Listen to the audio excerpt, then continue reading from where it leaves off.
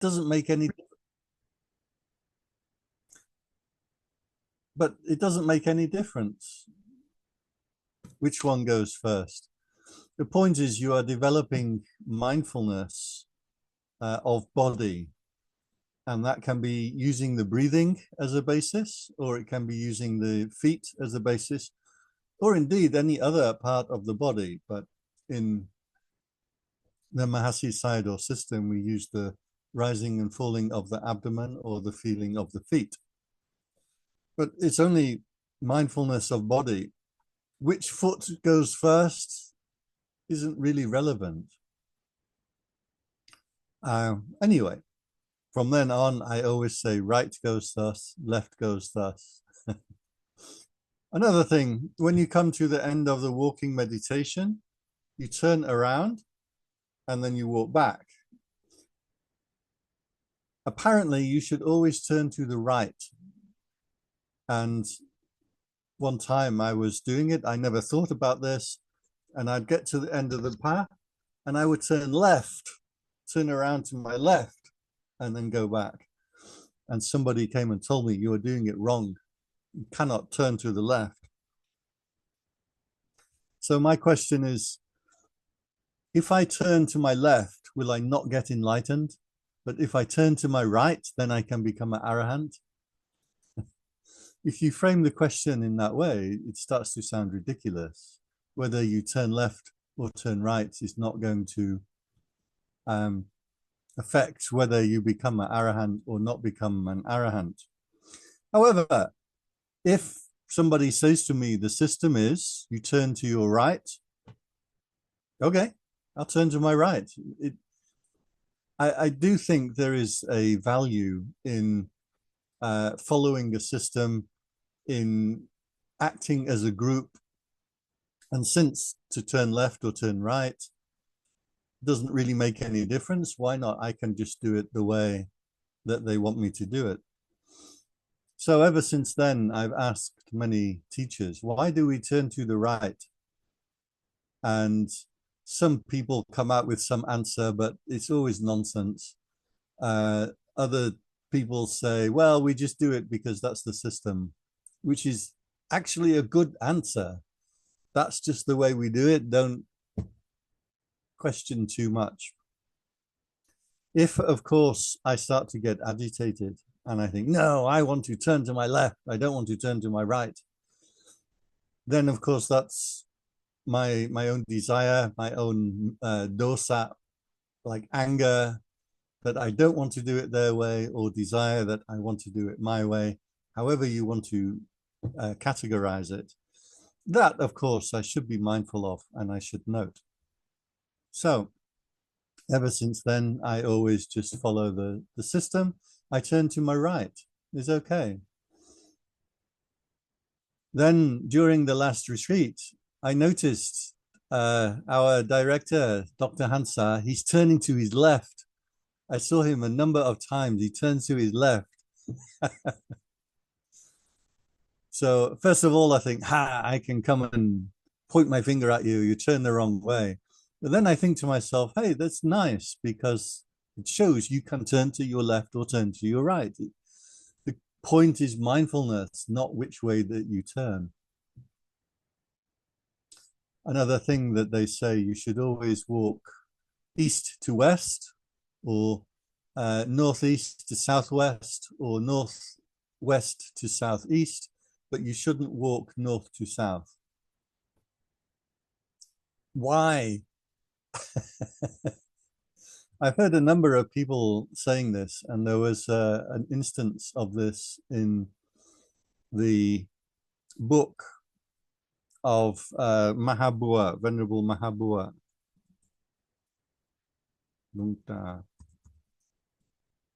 I put his name into the chat. I can't remember how it's spelled. They can spell these words differently. And in that book, Lungta Mahabua is writing about his teacher, Lumpur Man. And Lumpur Man said to Lungta Mahabua, he said, you never walk from north to south. And in it, Lungta Mahabua says, one of his regrets when his teacher, Lumpur Man, passed away.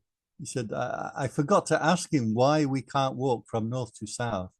He said, so I still have no idea why you can't walk north to south. He said, but definitely Lumpur Man said that. So for personally, I don't know which way is north or south. In my room here, I think south is that way, maybe, but I don't know. I don't care. So what can happen is we get very attached to certain methods of meditation, and then the method starts to become more important than the practice. The correct way to lift your feet. Sometimes I would lift my foot up like this and put my foot down, and the teacher said, no, you must lift the heel up. Then you lift the foot up, then you come over, then you put down. Is lifting my heel up first, is that going to make me an arahant? But if I lift my foot up even, then I never get enlightened. What? So Emma says, what about hands in the position? So this is the mudra. How do you sit with your hands? And again, I see a lot of people have attachment to certain teachings. In my temple where I ordained, you sit with the thumb touching the forefinger. So you sit like this. Hard to do on the camera. Other teachers say, no, the thumb should be touching like this. Now, personally, I've found really no difference that I can discern of putting my hands this way or that way, except my hands can become uncomfortable.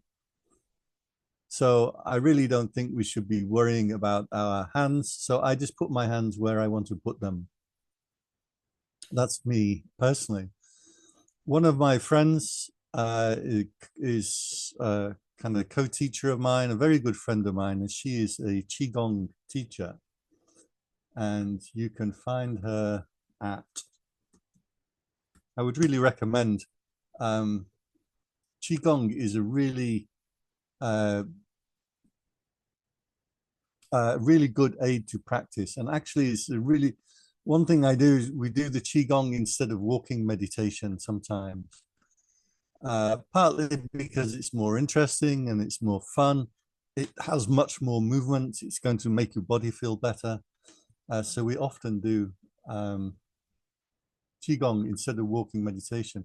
Let me share for you the my friend's channel. You can find her. This is Marissa. You can find her at Yochi. Yochi is yoga and Qigong. And she has a number of videos for free up there, and then you can pay for videos as well. So Marissa will say, absolutely not. Certain mudras, certain hands have certain energetic forms that they move the energy through the body in different ways. So the mudra will have a certain effect. I'm not convinced myself, but I trust her quite a lot. And if this is coming from the Qigong tradition, so again, I don't want to say I know better than the entire tradition. If they teach this way, then practice that way. But for me personally, I wouldn't worry how your hands are. Different people have different things. For example, some teachers say you must never move. So you shouldn't move any part of your body. And I watch our former director. I'm not sure he's still the director or not, Dr. Hansar, but I believe he's leaving or he's left. I'm not sure if he's gone yet.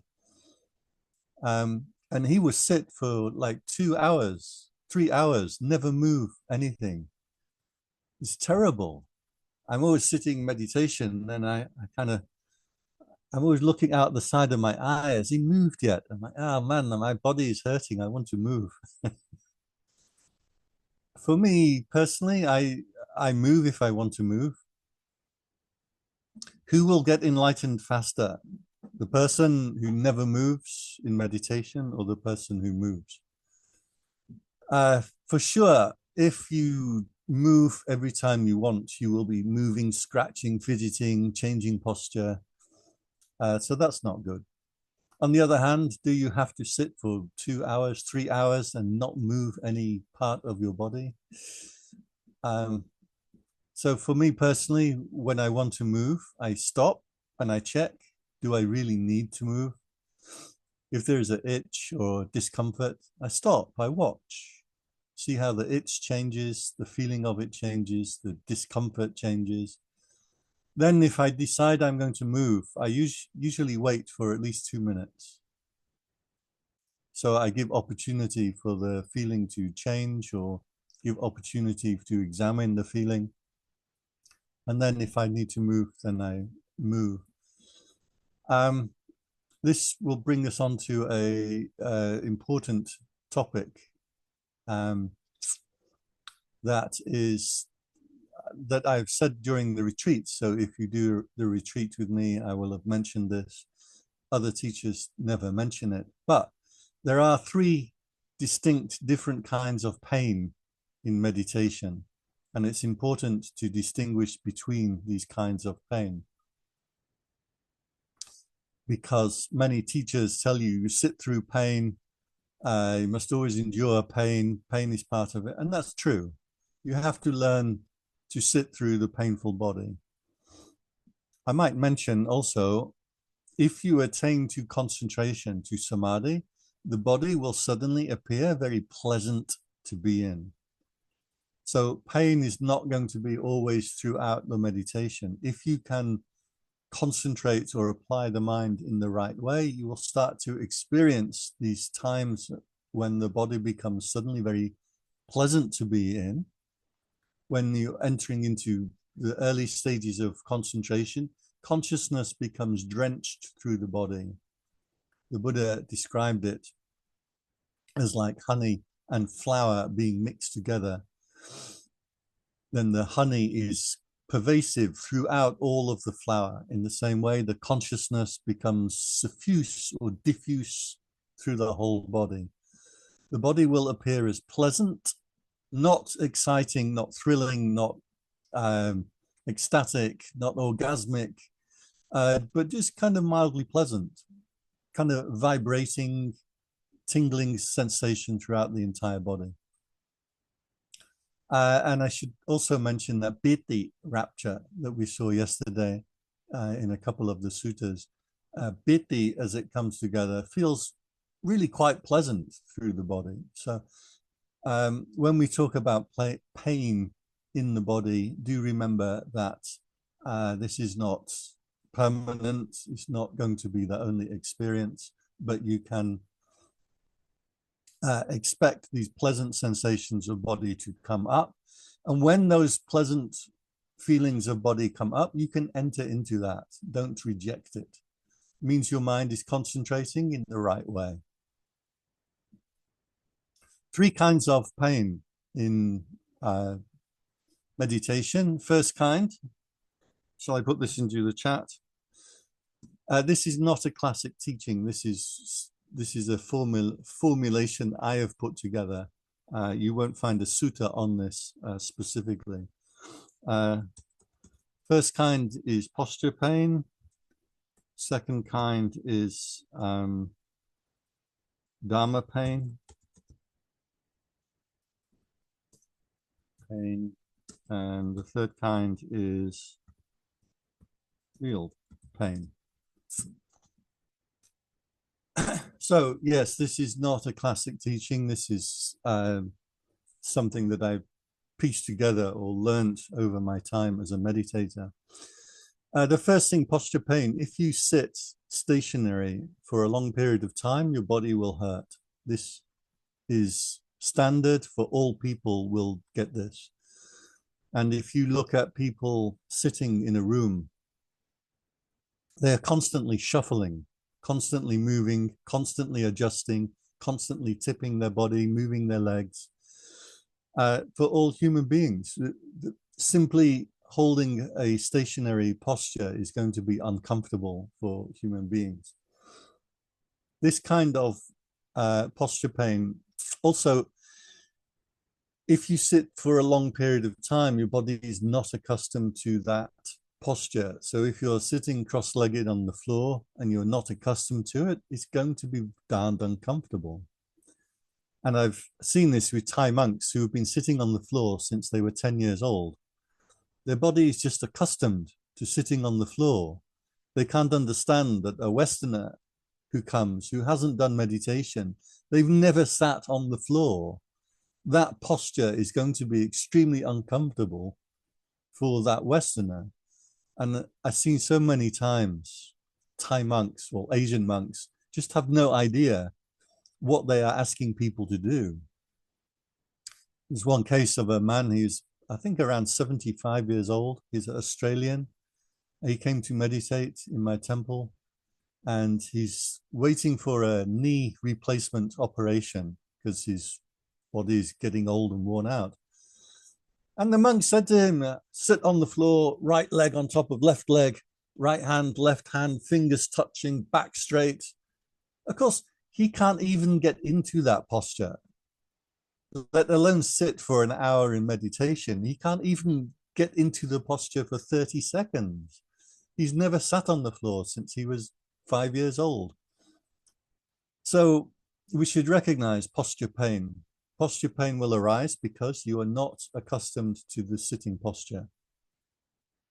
Posture pain will arise because you are sitting in a stationary posture, and all human beings will constantly shuffle, twitch, move, adjust, scratch, etc. So posture pain can be endured. We shouldn't run away from that posture pain. We want to get to the point where we can sit in meditation comfortably for an hour or so. That means you have to find a way to get through the posture pain. Initially, you're going to be moving around and adjusting, but the more your body gets used to sitting, then the easier that's going to become. So posture pains are not to be avoided, but they are to be understood, especially if you are teaching people who have never sat on the floor, are not accustomed to folding their legs. They're going to sit in weird and uncomfortable ways until they get accustomed to it. Second kind, Dharma pain. Dharma pains are pains that come up or manifest out of the body. What's happening is, if you've relaxed the mind and you've got the mind to such a degree that you've got reasonably mindful, you've not got too much thinking, awareness is reasonably constant, then what happens is tensions start to come out of the body. These are tensions that you have held in the body for a long time and that you don't know are there. But when you've made the mind reasonably still, then suddenly these tensions start to manifest and come out of the body. The typical places for these pains, stomach is one of the early ones. And then usually in the back and the neck are the places. For me, early on in my meditation was in my back. It was on my left-hand side, and it felt like a golf ball was jammed in the back of my shoulder blades. And this Dharma pain would manifest only when I meditate. The moment I get up and move around, it's disappeared. But the second I meditate, you got this thing like a golf ball stuck in my back. Nothing I can do to get rid of it. These days, for me, that is down here in my shoulders. When I meditate, usually I kind of sit like this, and then after an hour, my shoulders start to fall down. The tension comes out of my shoulders and can get really painful, really sore. The trick to knowing if it is a Dharma pain is the moment that you stand up and move around, the pain disappears. This is a really important point. So if ever you're with the yogis and you're teaching people and they complain about pain, first thing to ask them, does the pain disappear once you stand up and move around? If it does, that's going to be a Dharma pain. Means what it is when you, every action that you make in the mind has a physical counterpart. If you think about threading a needle, and you have a needle and you're trying to thread the cotton through the needle, what happens with your tongue? You know, the tongue comes out the side of your mouth.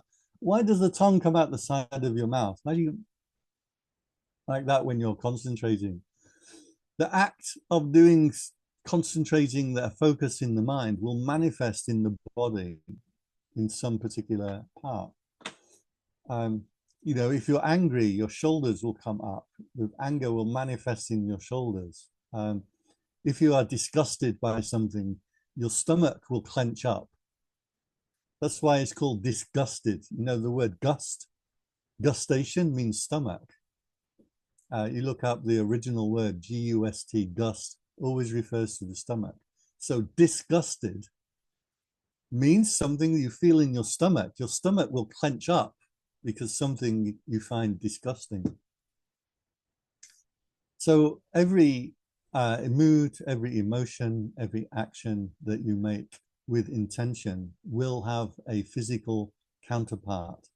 So these tensions will sit in your body. And then when you meditate, because you've relaxed the mind, your mind is hopefully reasonably still, reasonably attentive, these pains will start to, will come out of the body.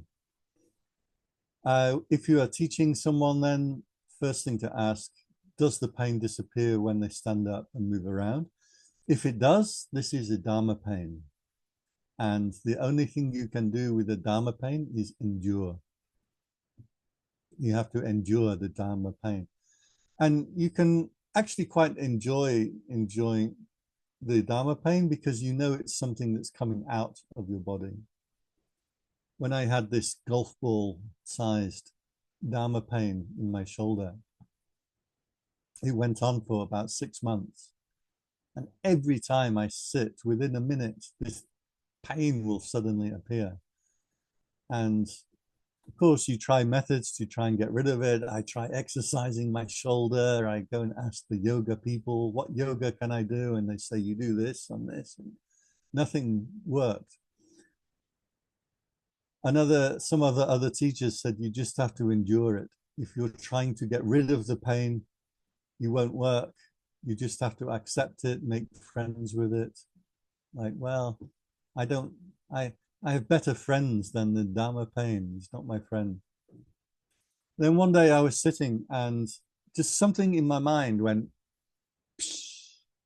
and this pain just disappeared out of my back. It was a really beautiful experience. The second that this pain disappeared and then it's gone, and suddenly my mind is like, the pain's gone, and then it came back again immediately in my back. But here's the thing. Once I'd seen the pain disappear, once I'd seen it dissipate and vanish, I knew that it's not real. Up until that point, even though the teachers were telling me this is Dharma pain, you just endure, still in my mind, I'm considering the pain as real. Somehow the pain is existing there independent to me. When I see it dissipate, I realize, oh, okay, that pain is something in my mind that is holding tight. In my mind, when I let go of that thing, the pain disappeared. So once I'd seen the pain go, I get the confidence. Okay, now I know. After a few weeks, I could actually dissipate this. If the pain comes up, I could dissipate it quite quickly. But then I got one on the other side, on the other shoulder, another golf ball, but in the other shoulder.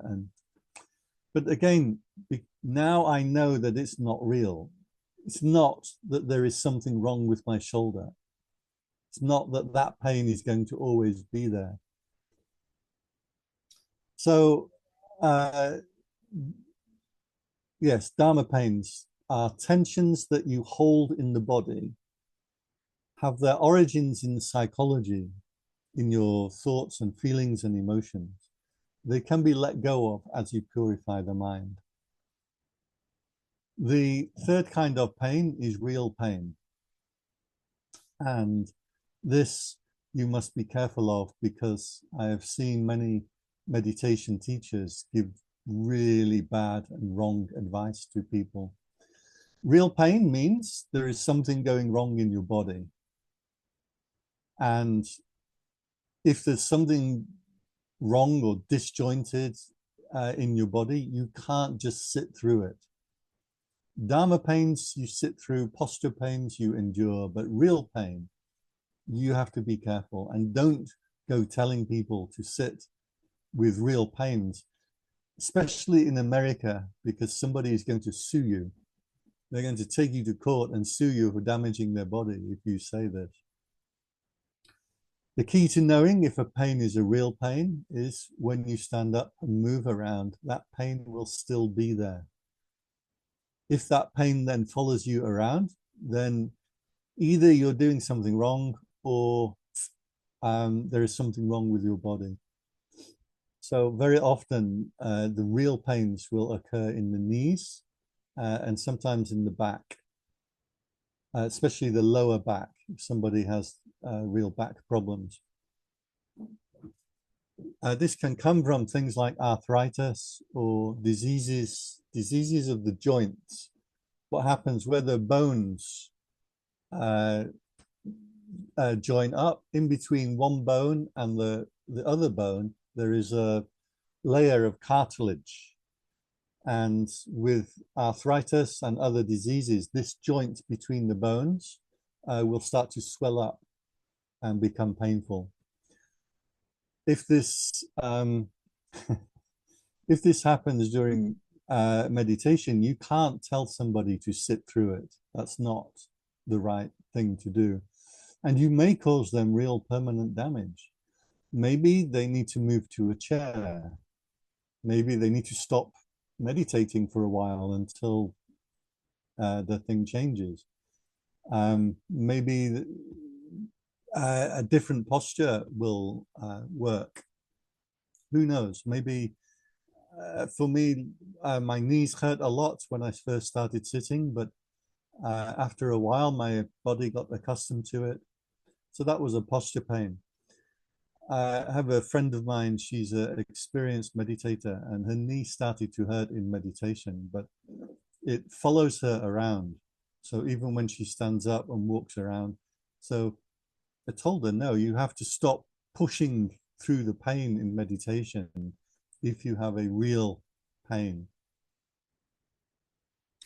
So do be careful about this. The teachers and teachings who tell you to endure pain are talking about posture pain and Dharma pain. But be careful when someone has real pain, especially knees, hips, and back. These kinds of pains, you can't just endure through it. Maybe you have to change. One friend of mine, he had a thrombosis in his leg, and his legs swelled up to double the size. And he ordained as a monk when he was 75 years old. And he desperately wanted to be a good meditator. But his leg was giving him so much pain, but he tried and tried to sit on the floor. And then one day he's just having so much difficulty with it that he gave up and he moved to a chair. After he moved to a chair, within a couple of days, he attained to jhanas, into the jhana meditation. And the abbot took him aside and he became a very advanced meditator because he wasn't enduring this pain in his leg anymore. Now, this pain in his leg is a real pain. It's a thrombosis. The doctor can examine it and say, yes, you have a problem here. The veins aren't working properly. The leg is swelled up. And about 3 years later, he actually died of this condition in his leg. It killed him in the end. So that's a real problem. That's a real pain. That's a real condition. You can't tell people to sit through real pain. So be very careful about this when you are teaching or advising people in meditation, because so many teachers I've seen, they say you have to endure pain, sit through it, don't just ignore it. And most of the time they are right, because the first kind of pain or second kind of pain. But if it's real pain, then you cannot give this advice, and you may be seriously harming somebody. Question in the chat. By the way, if I'm talking and you have any question, just put into the chat. I'm very happy to have questions or comments go in. What about burping during meditation? I don't know. I never saw a text about burping or wind. Just my computer here. I don't know about burping. I do know a bit about Qigong. And one of the things that happens if you do Qigong, try some of these videos of Marissa that I put into the chat. One of the things with Qigong when you do it is you often start to blow air out. So especially yawning. As soon as I do Qigong, I start to, it's like a expelling. Marissa would say this is expelling qi, that the qi energy forms a wind in the body and that you expel it. So yes, when you're doing the Qigong, can come out the mouth, can come out the bottom end as well sometimes.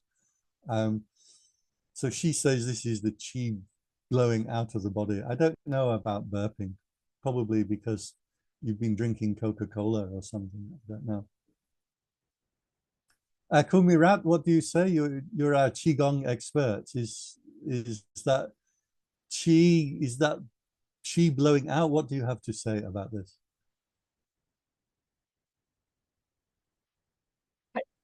I think that is the nature of the body, because when we practice something, our body is going to automatically adjust itself about both the internal and external in order to make us feel more comfortable. Let's say, for example, many people, when they practice Qigong, they yawn, a lot of yawn. And then I think that is to adjust internal and external and exchange the energy inside and outside.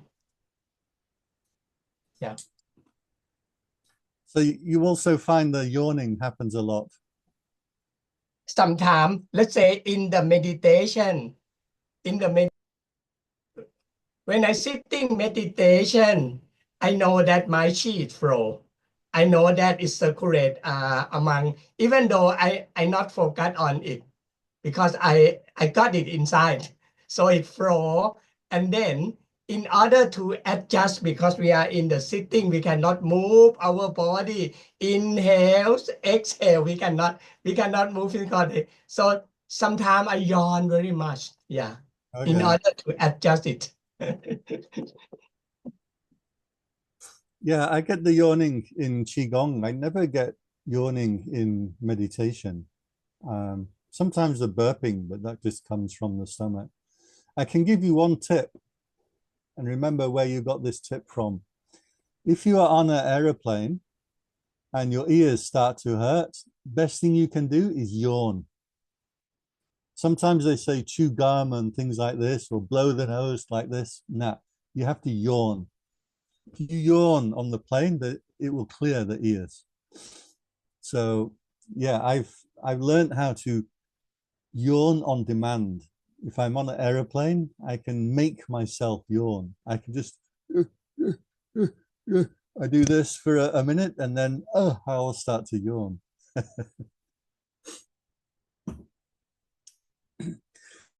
Okay, so that was the 3 kinds of pain. Please do be careful about this. Remember, this is my 3 kinds of pain. You won't find this in a traditional teaching anywhere, but if you look in the suttas, you will find references to these 3 kinds of pain just in different places in the suttas. Even the Buddha had back pain. I don't know if you know that. One day he complained to Ananda. He said, "I'm getting old now, and my body is getting painful, and my back hurts," which is interesting.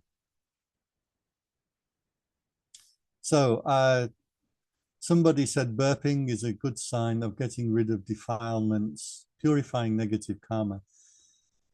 Usually Chinese-based people have this. Chinese medicine has this idea of releasing things. So I've never seen it in Thailand, but yeah, usually China. So for example, the Chinese, if you have a cold, they tell you just to let the nose discharge. You don't try and wipe it or clean it or blow it out. You just let it out. They always have this idea. Always the Chinese students in my class, they are always going to the bathroom far more than any other student, because they have this idea that as soon as the body starts to get a pressure, you have to relieve the pressure to let it out. For me, I never ever go to the bathroom during class. I can go 2 hours, 3 hours in class. I will not go to the bathroom because I decide when I want the bathroom, not my body. Just because the body feels like you need a bathroom does not mean you have to go. So I can actually go a long, long time without going to the bathroom. Body will actually absorb it. The urine comes into the bladder. If you don't go to the bathroom, the body reabsorbs the water out of the urine and recycles. Anyway, different philosophies. Chinese will always tell you to release out of the body.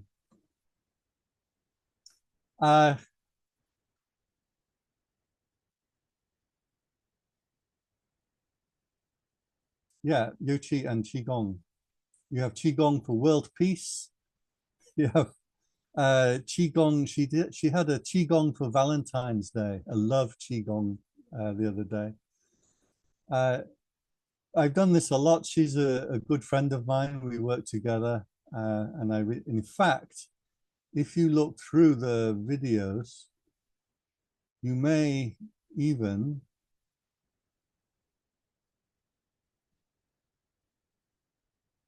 look through her videos. There, you see this one?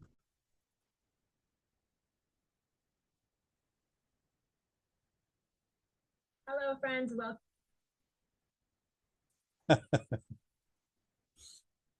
So my claim to fame, I actually did a couple of videos with her. We did a standing routine and a seated qigong, which is really good. One thing I do is I will do the qigong on retreats instead of walking meditation. So we still do sitting and walking as normal, but once a day or sometimes twice a day, I replace the walking with the qigong. Usually I do it by playing her video. The reason is the qigong, if you do it correctly, is intensified body awareness. So just like the walking, you're focusing on the feet, but there's nothing special about feet. The feet is mindfulness of body. That's what we're trying to practice. Same as the rising and falling of abdomen is mindfulness of body. So the qigong, if you do it correctly, is an intensified body awareness. And you can actually enter into jhana, into high states of concentration, into very bright, very powerful states of mind in the qigong. So the other advantage, the qigong is going to be moving. So if you're on a meditation retreat and you're just sitting, walking, the body gets very stiff. You get posture pains all over. So doing the Qigong is a good way to move the body, get the body moving, relieve all the posture pains. And also it's more interesting because we do this movement and then we do this movement and then that one, and then we do our Qi ball. And so you've got something to engage the senses. You're not just sitting empty. So it's kind of more interesting than just left goes thus, right goes thus. So I would recommend, if you are doing meditation or if you are on retreat, then doing the Qigong instead of one of the walking meditations is really good. However, of course, whatever retreat you are on, you should follow the teacher on that retreat. So if they are not doing Qigong, then you shouldn't replace it. You shouldn't do your own practice. What I did in Mahajula was I found couple of times a day, and I'd do about 15 minutes, and I would do certain routines that I like. I like the ones where you twist the body, because you twist all the organs inside. And you see this with, you see Kung Virat demonstrating.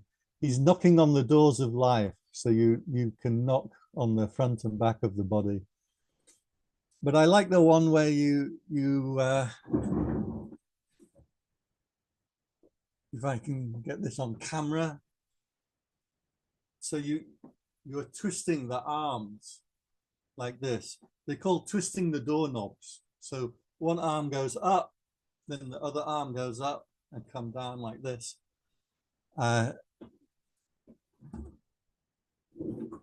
These kind of movements are really good for rotating the shoulders around and getting some relief. And if you do it correctly, you forget about the movement after a while and you get into this intensified body awareness. It can be very beautiful. So I did start out by mentioning different teachers have different systems, and that's fair enough. We should try to practice the system of the teacher, but also always keep your own understanding at the same time. I've seen so many people who get so attached to their particular teacher and their particular system. And a very funny episode happened with this. I was in the World Fellowship of Buddhists in Plenchit. When I first came in Thailand, they were the only place offering any teaching in English in central Thailand. So I went there and there was a Thai monk leading the session. He was teaching meditation there. Okay, I followed him. And he saw me as a new Farang monk, young, handsome. And he said, oh, it's so nice. It's so nice for a Westerner to come. And I'm so happy that you come and do meditation. This is such a good thing. I'm really honored that you come, and this practice of meditation can be so good for other countries. I said, okay. And then he said, which temple are you from? And I said, I am from Wat Pak Nam. And he said, oh, well, never mind. It's a good thing. Like, his face was just so disappointed because I'm not from a temple that he's from. Because in this temple, they do a different meditation system to his. So in his view now, I've gone to the wrong place. Their meditation is no good. Our meditation is the correct meditation. And it's crazy. Don't get attached to a particular teacher. That's when it becomes an obstacle to your practice, because you are not using your wisdom. You're not using your banya. You are just following a teacher and following instructions. I turn right because I can't turn left. Left foot first, not the right foot.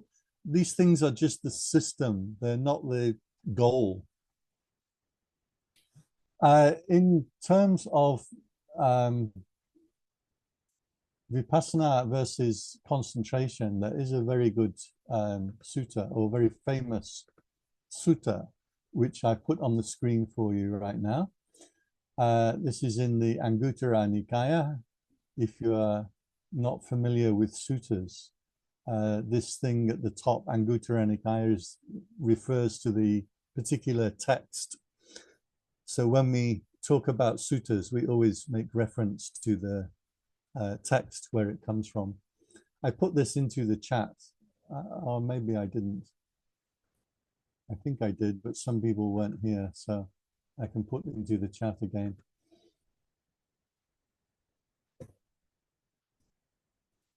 Oh, there was sorry, the couple of questions. I turned off the my chat. Can we do a sampler of this Qigong on a one-day retreat?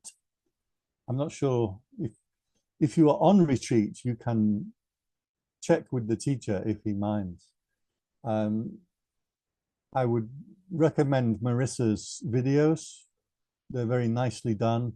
And she has some 10-minute ones, 15-minute ones, 14-minute ones, and you can learn a particular routine.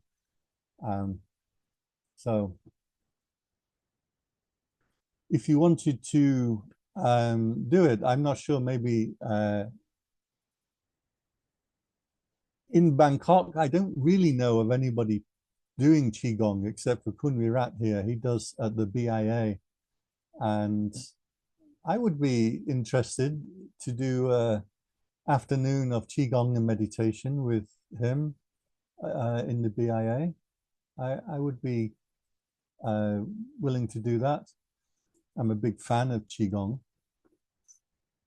Maybe he could teach it, or we could use the video from Marissa, and then he can answer the questions.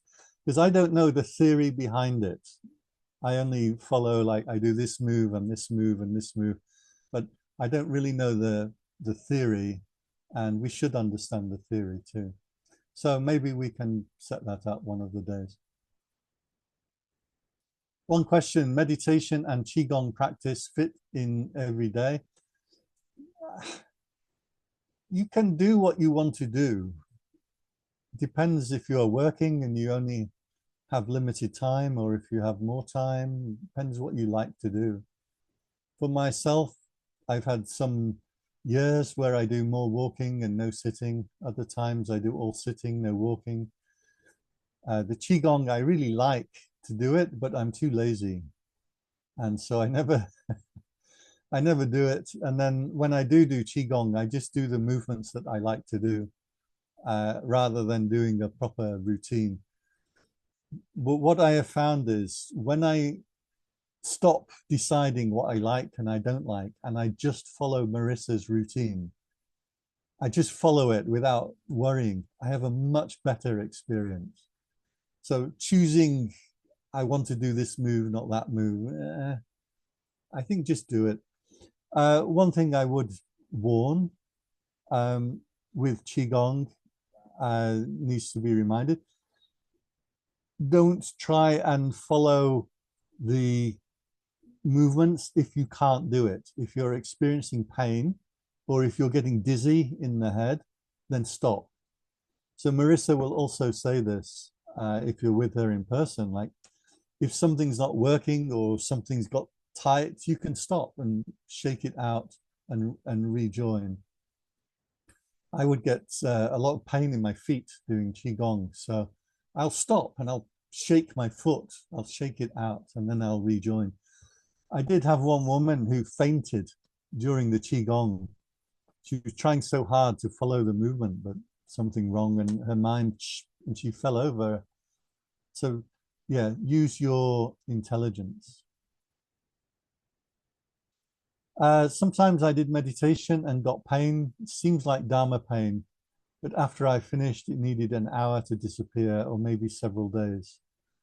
You just said if you finished meditation, Dharma pain would disappear immediately. So is this pain of mine Dharma pain? I really trust, I think we all have to trust the person to decide for themselves. I can't judge your pain because I can't feel it. When I get the pain through my shoulders in meditation, this will stay with me for a few days. However, in meditation, it will be intense. Out of meditation, it's just like a little bit, I can feel it because the muscle has relaxed. So in my mind, I think, yeah, that's no problem. It feels like a pain because something's relaxed out of me.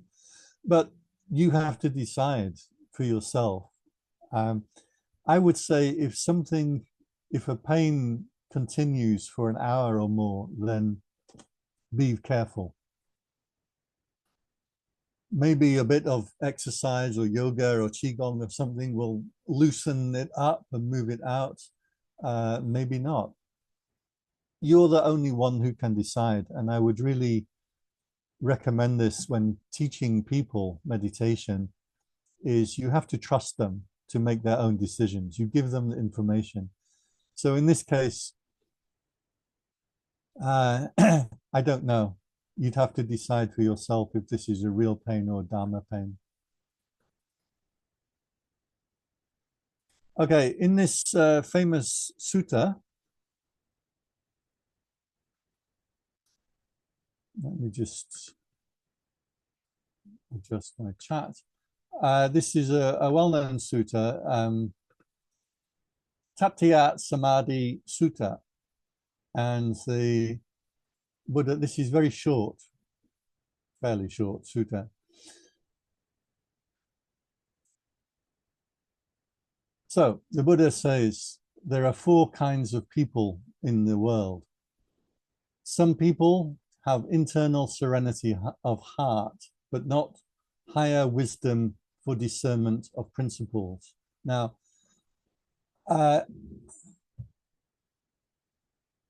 the word here is Jedo Samattasa. So Jeda is the jitta. According to the grammar, the word jitta will change form. So Jedo means your jitta, the consciousness. And Samattasa is samatha. So what he's saying, Jedo Samatha means concentration. So Bhikkhu Sujato translates it as internal serenity of heart. But what he means is concentration. And discernment of principles, the Pali word, adipanya dhamma vipassanaya. So adipanya means higher wisdom. Adi means higher or further, and panya is wisdom. And then dhamma vipassanaya here. So the dhamma and vipassana. So in this sutta where Bhante Sujato says internal serenity of heart, he means concentration. When he says discernment of principles, he means vipassana. Okay. I use his translation because he has the Pali next to the English, so it makes it a lot clearer. Sometimes I don't agree with his translation, but there you go. So if I can put this into simpler terms, 4 kinds of people. One person has samadhi, but doesn't have vipassana. Second kind of person has vipassana, but doesn't have samadhi. Same words again here. You see vipassana, you can see in the Pali, and samatha here, concentration. So second kind of person has vipassana, but doesn't have concentration.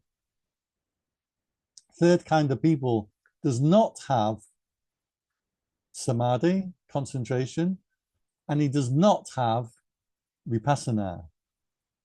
Okay? And then the fourth kind of person has both samadhi and vipassana. So 4 kinds of people: those who are good at concentration, not good at vipassana; those who are good at vipassana, not good at concentration; those people who are not good at concentration and not good at samatha; and those people who are good at both concentration and vipassana meditation. So the Buddha gives some advice. For the person who has concentration, good samadhi, but not good vipassana, they should approach somebody who has good vipassana and ask, how should I understand conditions? Now, conditions is a translation of the word sankhara.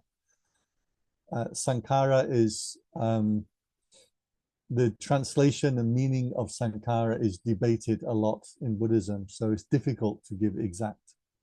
But what it means is conditions. Sankhara are the conditions of mind. So if you have good concentration, but you don't have good vipassana, you should go to somebody who has good vipassana and ask them, how should I understand the conditions of mind?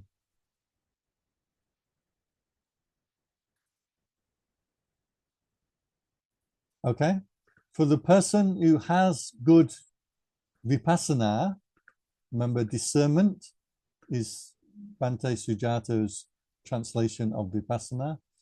The person who has good vipassana but not good concentration, they should approach somebody who has good concentration and ask them, how should my mind be stilled? How should my mind be concentrated? How should it be?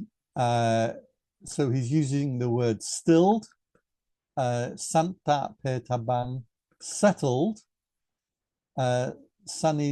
sanitsa, unified, katapang, and brought into samadhi. Now he's using 4 different words here to mean the same thing. So how is my mind still, settled, unified, and concentrated? These mean the same thing.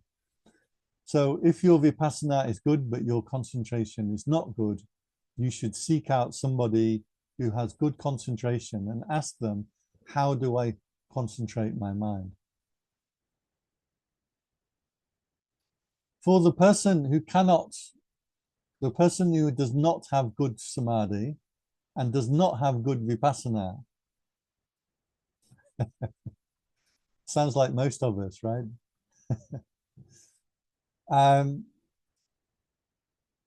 They should approach somebody who does have good concentration and does have good vipassana and ask them, how is my mind still, settled, unified, and samadhi? Which means, how do I concentrate my mind?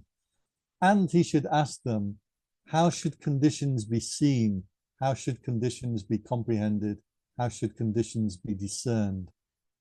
Again, the Buddha is using 3 words to mean the same thing. And then they would get advice. And then fourthly, as for the person who has both concentration and vipassana, grounded on those skillful qualities, they should practice more meditation to end their defilements. So if you have good concentration and good vipassana, you don't need to ask anybody for advice. You can get on with your practice. So this sutta is very famous and very well known, and should be borne in mind. The Buddha constantly praised concentration meditation. He constantly praised vipassana meditation. If you are good at one and not the other, you should go and practice the other so you can get good at both concentration and vipassana. So this is a very well-known sutta you can look up for yourself. Tatya Samadhi Sutta. Anybody have any question or comment? You're welcome to say so. As for the 3rd phrase in this sutta, without samatha practice, is how to get to vipassana, right? So here the Buddha doesn't tell you how. He says you should go and find somebody who is good at vipassana and ask them. Mm. Or you should find somebody who's good at samatha and you should ask them. In this sutta, he doesn't tell you how to do it.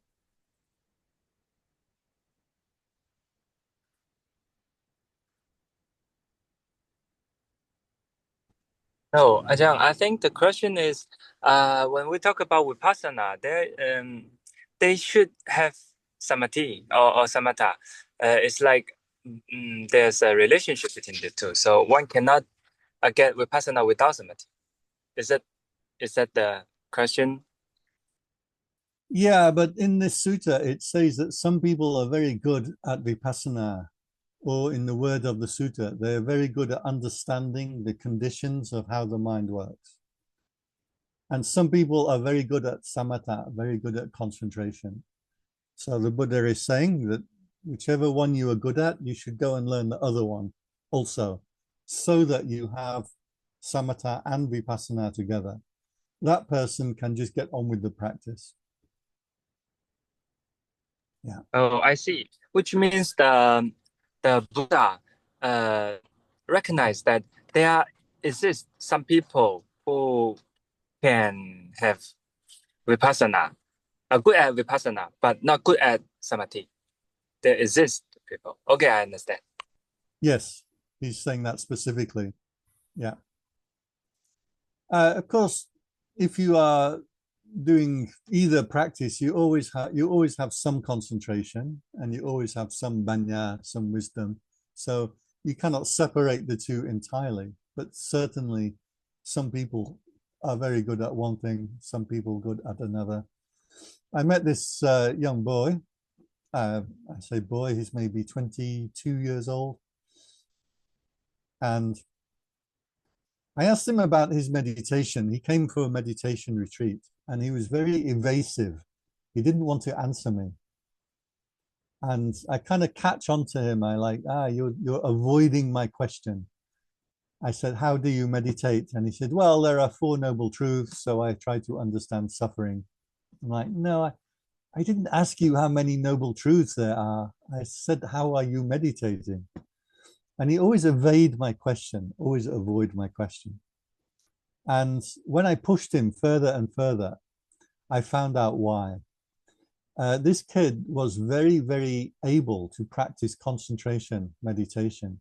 And he could go into formless jhanas, jhana 5, 6, 7, maybe 8, I don't know, quite easily. And as soon as he'd started meditating, he found he had the ability to enter into this deep, deep concentration meditation. And he really wanted to practice. And so he learned a lot about Buddhism, which is great. But then he would go on meditation retreats, and always the teachers are telling him, don't practice concentration. It's the wrong way to meditate.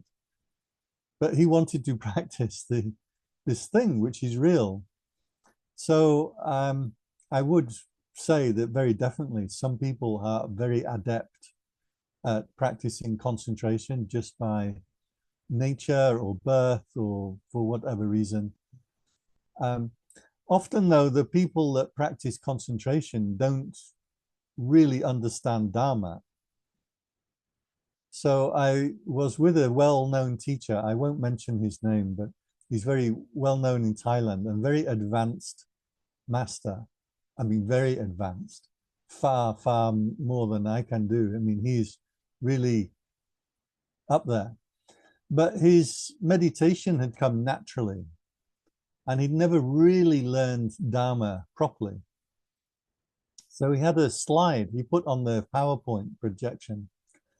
It said, Rupa, form, is impermanent. Vedana, liking, disliking, is impermanent. Sanya, perception, is impermanent. Sankhara, mind states, are impermanent. But vijnana, consciousness, is permanent. And he put this up on the slide.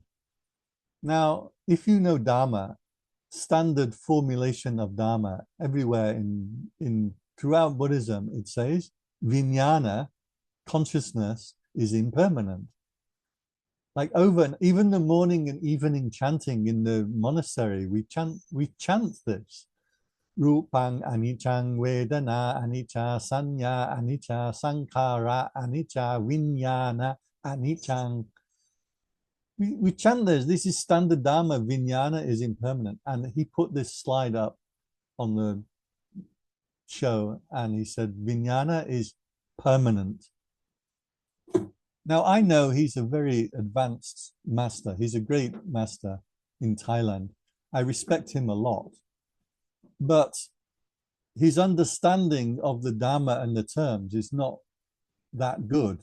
His understanding in his meditation, 100%. But his understanding of the terms and the phrases and things, not so good. What do you think? Should I tell him?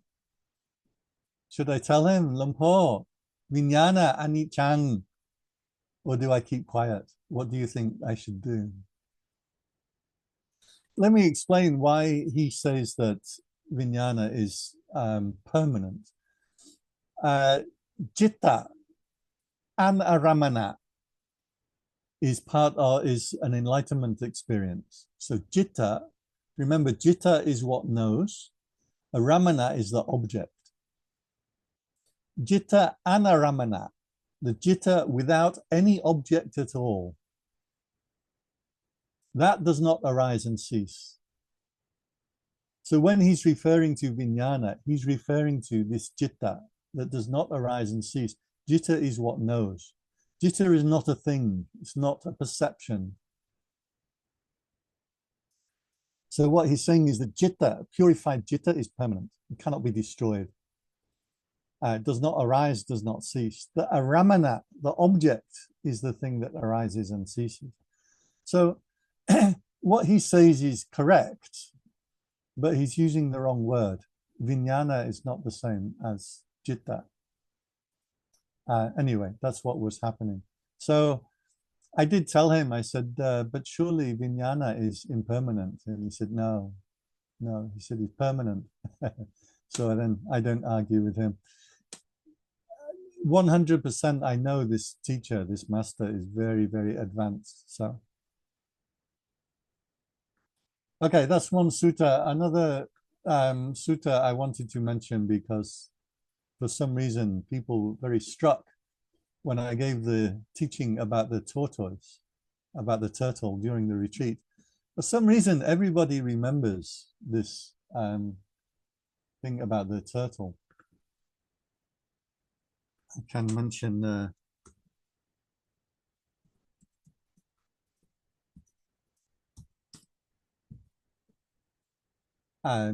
because I couldn't do this in the Dharma talk, I can show you here, just putting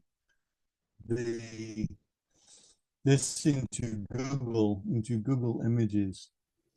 If you're looking on a mobile phone, it might be quite small, but if you're on a computer, you can see this image of the turtle with the world on its back. Is a very well-known image, especially in Chinese Buddhism. And so people draw it in different ways. Actually, the correct way to draw it would be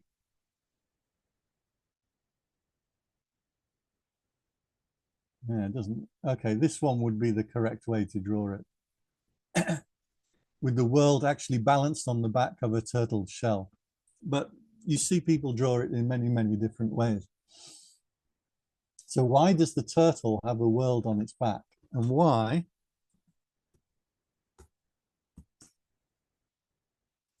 does a turtle also have scriptures on its back? You see the writing on the back of the turtle shell here and here? These are the scriptures that appear on the back of a turtle. Trying to find the best image for you. Maybe if I spell correctly would be helpful. Yeah, so again, this writing on the back of the turtle, these are the scriptures. So why does the world and the scriptures both appear on the back of a turtle? If we go back to the sutta. Kumo is turtle or tortoise. In the Pali is the same word, turtle and tortoise. I say turtle because it's easier. So the sutta, many people ask me about this, is actually very short. One time, turtle was grazing along the banks of the river, and a jackal. Now, this word jackal just means the forest dog, like a wolf or a fox or jackal, just means a dog. Oh, wow, you're showing me your turtles. Can you see that in the video? Yes, Ajahn. I want to share a little knowledge about this because this is my neighbor. My neighbor sells turtles. Okay. You asked us why the turtle want to climb to another turtle. You see, I asked the boss. My neighbor said because the turtle will feel hot in the water sometimes. So when the turtle feel hot, they have to go outside to go up. Yeah, to climb the stone. So the turtle regard the other turtle as a stone to climb. Ah, okay. That's why a turtle will come up to another turtle, and another turtle will come up to the other turtle, like this way. Exactly. I saw a lot of phenomenon in my neighbors. So the turtle really, they will climb double, triple. Very interesting. Okay, can you do this experiment? Because according to the internet, let me find this for you. Yes. According to the internet, turtles really love to have their shells scratched. So if you put this turtle shell scratch into YouTube, and you can find many examples of turtles, they love to have their shells scratched. Did you know this? I will try. I don't know whether it's true. I will try. Definitely true. And if it's small, you can use a toothbrush. Oh. I know that doesn't share the. So like this video here, use a toothbrush on the shell and the turtle will start to move its butt like this to scratch the shell. You think that it can't feel on the back of its shell, but actually they can, and they love to be scratched. The reason they love scratching is they can't access the back of their shell, but they get, especially the turtles, they get the water mussels and oysters and limpets will stick to the back of the shell. So by scratching their shell, they're scratching off all the animals that may come and stick on the back of their shell. So they all love to be scratched. It's really quite funny. You put into YouTube and have a look, turtle shell scratch, and you see lots of examples of this. So the reason the world appears on the back of a turtle and also the scriptures appear on the back of a turtle. The turtle has 6 limbs, 2 arms, 2 legs, a head and a tail. And the turtle can withdraw the limbs or it can operate the limbs. These 6 limbs represent the 6 senses in Buddhism. When you operate by the 6 senses, the world will appear. So as soon as the mind starts moving, starts computing, starts thinking, the whole world will appear in Maya. This conceptual world will appear and we feel like we're in the world moving around. As soon as the 6 senses are withdrawn, you don't allow attention to go out through any of the 6 senses. As soon as you do that, the scriptures will appear. Dharma will appear when the mind stops still. Here's very careful note though. The mind is stopping still, not in samadhi. Concentration meditation means you are concentrating on an object. That means it's one of the 6 senses operating. So the concentration that occurs when your mind is not going to any object, this is what we are doing in Vipassana.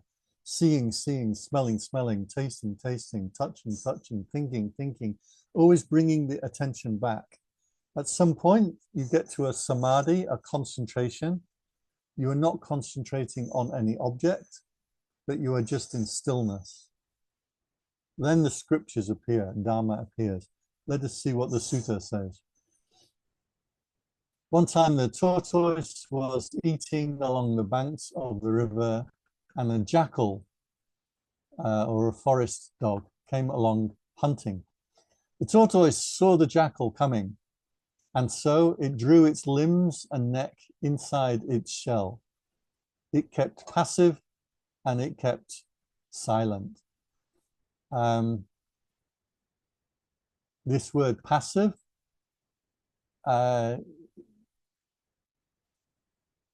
is meaning samadhi, kept in concentration. The jackal saw the tortoise. It went up to the tortoise and it waited, thinking to itself, sooner or later that tortoise will stick one of its limbs out from its shell. As soon as it sticks out the limb, the head, the arm, or the tail, I will grab it, I'll rip it off, and I will eat it. Did I put this into the chat? I can't remember. This particular sutta. I will put in again, just in case. 35, right? Yeah, okay. I put the link in so that you can see if you want to look by yourself. The tortoise, so the jackal thinks I will rip out the arm or the leg of the tortoise. But the tortoise did not extend any of its limbs or its neck out from the shell. And the jackal left disappointed. It couldn't find any vulnerability, couldn't find anything to eat. In the same way, Mara, illusion, is always waiting by you, thinking.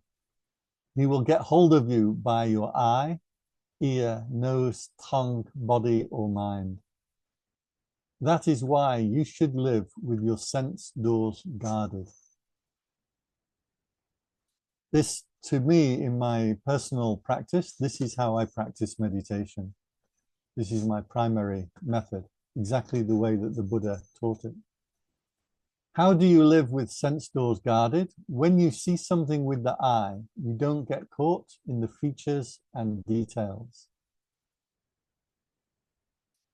Features and details in the Pali is this word nimitta.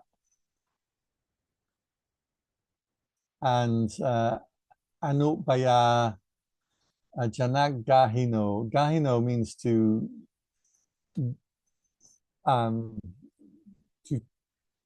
occupy, to get caught in. So when you see a sight, you don't get caught in the signs and details of that sight. If you did, then unwholesome or akusala state will invade your mind.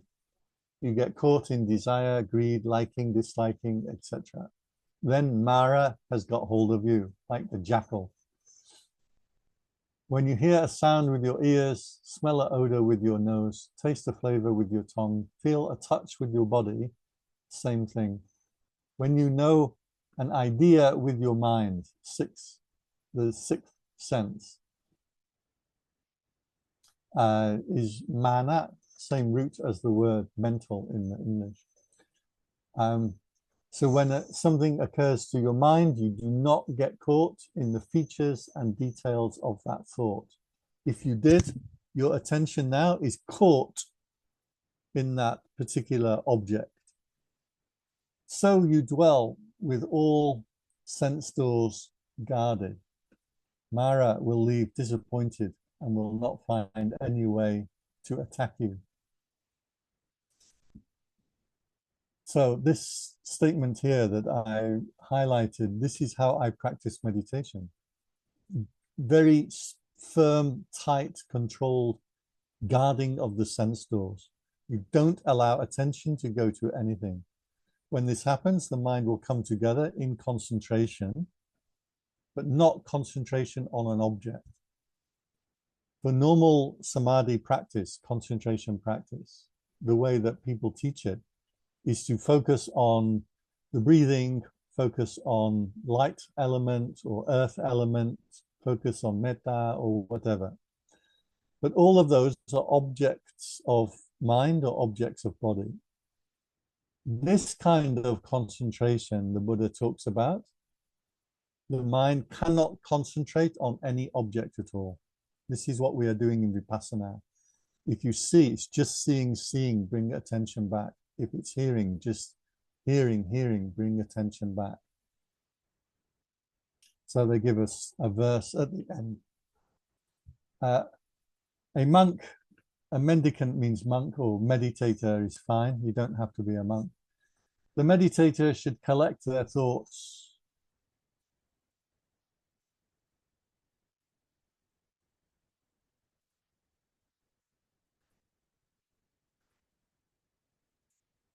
I don't know why he translates thoughts in here. He should collect his faculties, just like a tortoise withdraws its limbs into its shell. Independent, not disturbing the world. Quenched means all desire is extinguished. So this was how very nice way that the Buddha would teach Vipassana meditation, Vipassana concentration.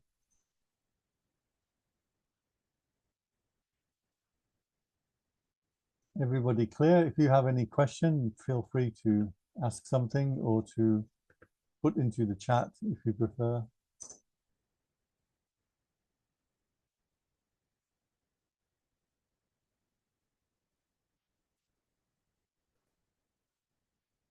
So finally this morning, and feel free to interrupt if you want to interrupt. Finally this morning, I want to come back to this word restraint of the senses. In this particular sutta, let me put the link, the final sutta we do this morning, and then we stop for lunch.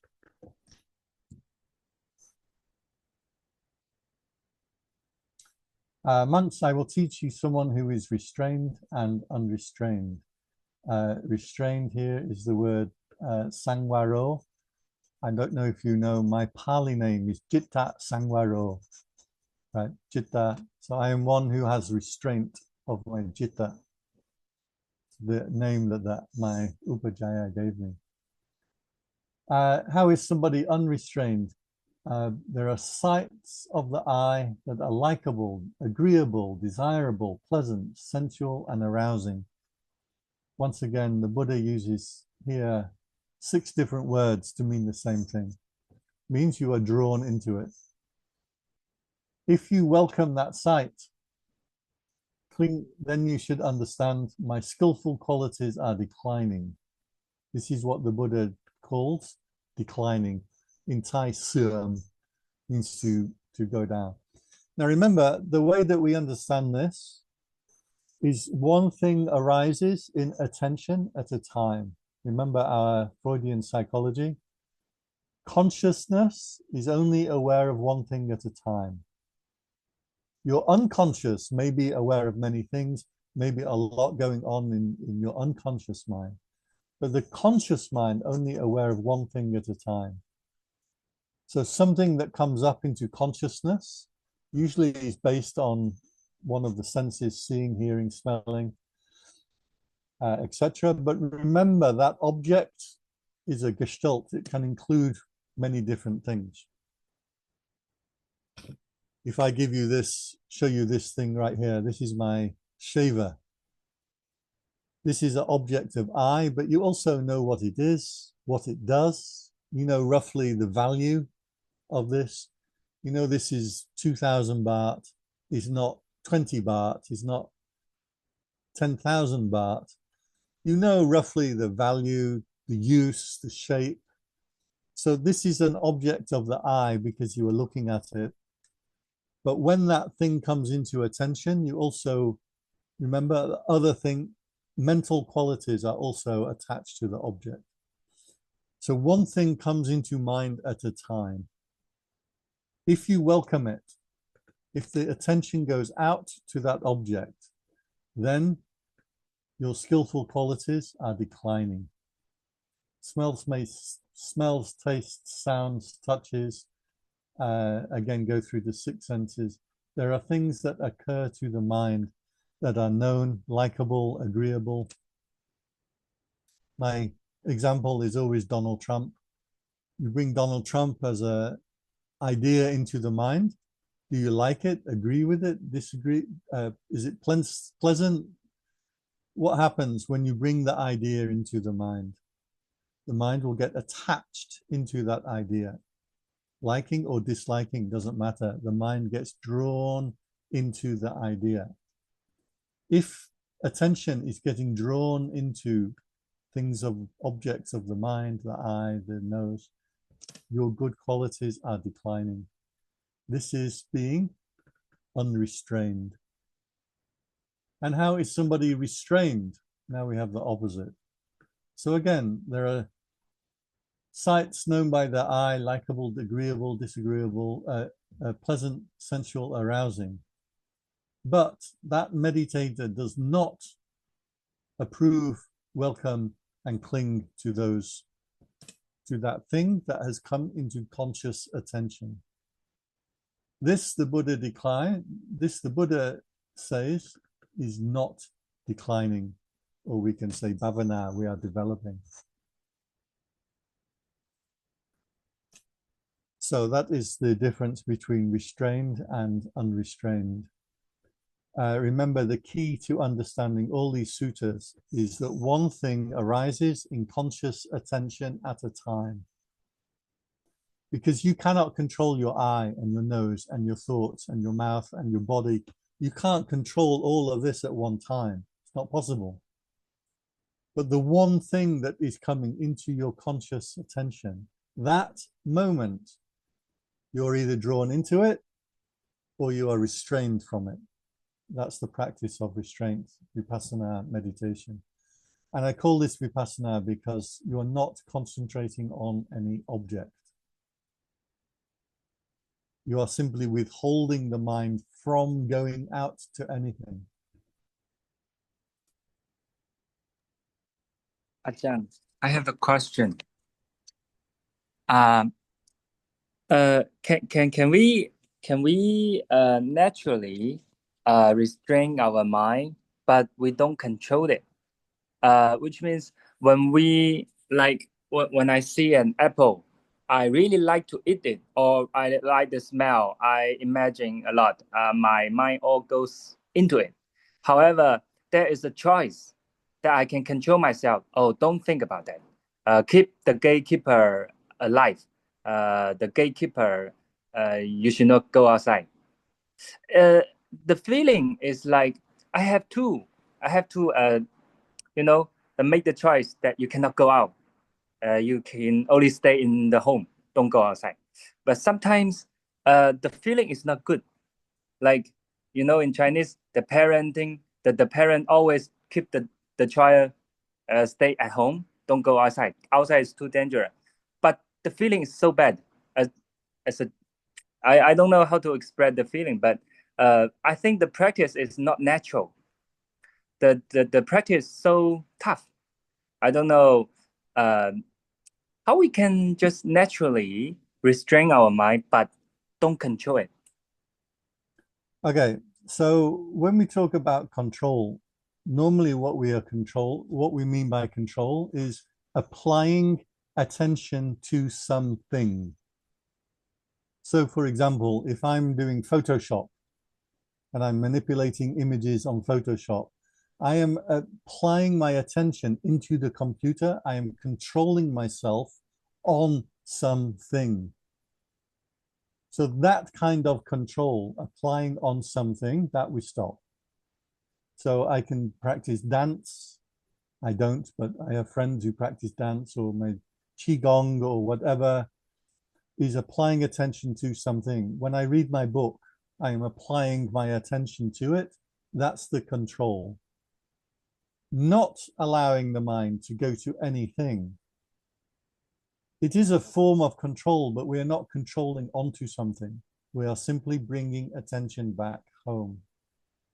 Now, mindfulness is a gatekeeper. And what that means is, if you have this mindfulness restraint, you still have to operate in the world.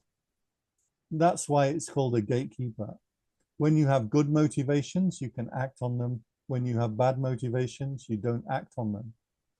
If you have that restraint, you have a choice to follow the good, the kusala, the good stuff, to restrain the akusala, the bad stuff. So in terms of living life, you cannot withdraw like the tortoise withdraws all of its limbs. You cannot. You have to operate in the world. So we operate according to what is kusala, wholesome, and not akusala, unwholesome. But when we're doing meditation, we need to withdraw the mind from going out to any object at all. Now, as we do this, bring the mind in, one of the first things that happens, the mind becomes dull. Because if the mind is accustomed to doing things, when the mind stops doing things, that's normally when you fall asleep. So the mind will naturally become dull and it doesn't feel good. However, if you keep practicing, keep bringing mindfulness back, what will start to happen, the mind will start to come together and concentrate. When it comes together and concentrates, it starts to become bright, luminous. You have an experience of luminosity. It really does feel like brightness, not lights, because that's the object of the eye. This luminosity, the consciousness becomes drenched through the body. The mind becomes, the self or the feeling of yourself becomes intensified. It's not a dissipation where the self all kind of disappears. You feel like intensified life force. Biti, the rapture comes through the body, opens your eyes up, it brings your head up. You often see people meditating like this as their attention is getting centered. These experiences are firstly correct, and you should go into them. They're very beautiful and they're very self-evident. The feeling of life force intensifies and becomes brighter. The feeling of rightness becomes more purified. And a feeling of happiness, sukha, arises independent of objects. Remember yesterday we looked at the Magandiya Sutta, and the Buddha's advice to Magandiya was, there is this pleasant feeling that arises independent of sense objects. That is the superior to any happiness dependent on the sense objects. What this means is, in meditation, that feeling of when the mind comes together in meditation is so superior to the happiness that based on sensory objects that there is no longer any choice. And this you can experience. Don't think this is the Buddha or this is enlightenment. This you can experience directly. Let me find one sutta for you.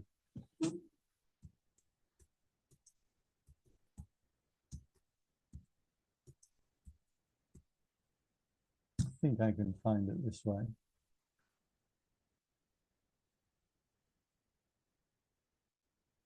I have to go.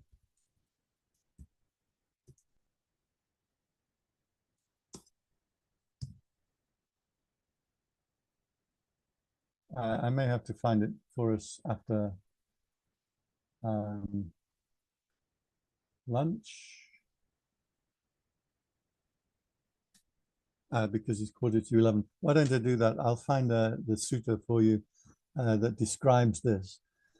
But namely, the mind comes together, it unifies, it gathers, it brightens, it intensifies, and starts to feel very pleasant, not depending on a sensory object.